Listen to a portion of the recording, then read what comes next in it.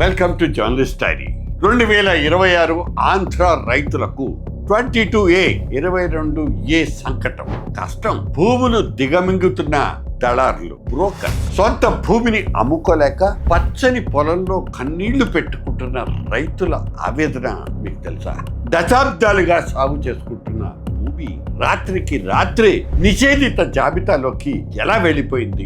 ఇదే ఏపీని కుదిపేస్తున్న 22A section ఏ అసలు స్వరూపం. తమది అనుకున్న భూమి తమ చేతులు చేజారిపోతుందేమో అనే భయంతో రైతులకు నిద్ర పట్టడం లేదు, కునుకు లేదు. ఇంతకీ ఈ వివాదాస్పద సెక్షన్ ని కూటమి సర్కార్ ఎందుకు తీసుకొచ్చింది? లోకల్ లీడర్స్, అధికారులు, దళారులు కలిసి రైతుల్ని ఎలా మోసగిస్తున్నారు? ఇటువంటి ప్రశ్నల వెనుక చాలా కథే ఉంది. వాస్తవానికి రిజిస్ట్రేషన్ చట్టంలో ఉన్న 22A సెక్షన్ అనేది ప్రభుత్వం దేవాదాయ వక్ఫ్ భూముల్ని కాపాడాలి. కానీ ఇప్పుడు ఇది సామాన్య రైతుల పాలిట ఒక ఉరితాడుగా మారిపోయింది. తాతల నాటి ప్రైవేట్ అసైన్ భూములు కూడా ఈ లిస్ట్ లోకి వెళ్ళిపోయాయి.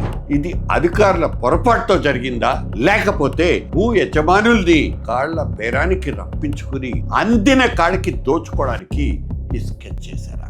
ఏపీలోని చాలా జిల్లాల్లో పేద మధ్యతరగతి రైతుల్ని నట్టేట ముంచేస్తున్న సెక్షన్ ఇది. కూతురు పెళ్లికో ఆసుపత్రి ఖర్చులకో అమ్ముకుందామంటే వీల్లేదు. 22A కింద నోటిఫై చేస్తే ఆ భూముల్లో అంగుళం కూడా రైతులకు దక్కదంటూ అధికారులు హుకుం జారీ చేస్తున్నారు కూడా. ఇక రిజిస్ట్రేషన్ శాఖలో ఫైలు ముందుకు కదలని దారుణమైన పరిస్థితి. దీంతో ఆ భూముల రేట్లు పాతాళానికి పడిపోయాయి. సరిగ్గా ఇక్కడే గద్దల్లా వాలిపోతున్నారు దళారులు, స్థానిక చోటా మోటా లీడర్లు, బ్రోకర్స్. కొన్ని ఏరియాల్లో నేరుగా ఎమ్మెల్యేలు కూడా ఇన్వాల్వ్ అవుతున్నారనే ఆరోపణలు చాలా ఉన్నాయి.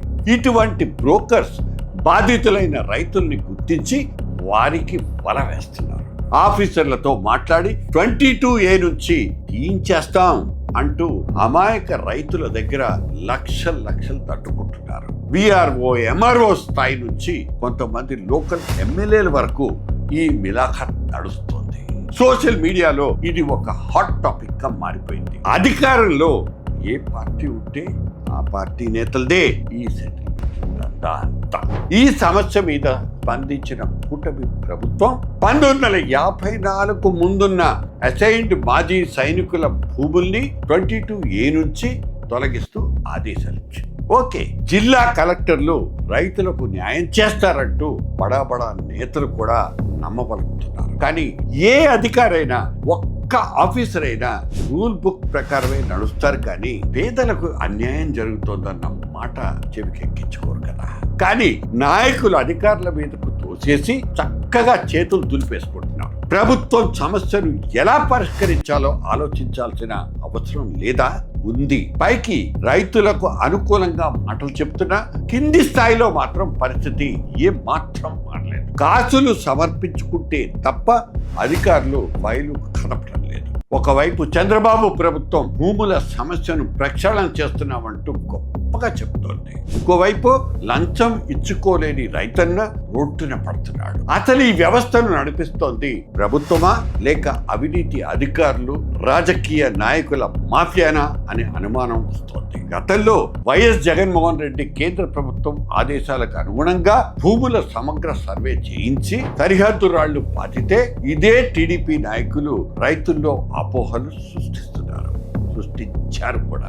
ఈ భూములన్నింటినీ జగన్ తన సొంతం చేసుకుంటాడంటూ స్వయంగా చంద్రబాబు నాయుడు కూడా బహిరంగ సభల్లో చెప్పారు. అవును, జగన్ ప్రభుత్వం చేసింది ఎంతవరకు మంచో ఎంతవరకు చెడో తెలియదు, కానీ ఒక్క తప్పును మాత్రం ఖచ్చితంగా ఇప్పుడు ప్రస్తావించుకుని తీరాలి. రైతుల భూములకి సంబంధించినటువంటి పట్టా కాగితాల మీద జగన్ బొమ్మలు వేయించుకోవడం 100% అత్యుత్సాహమే.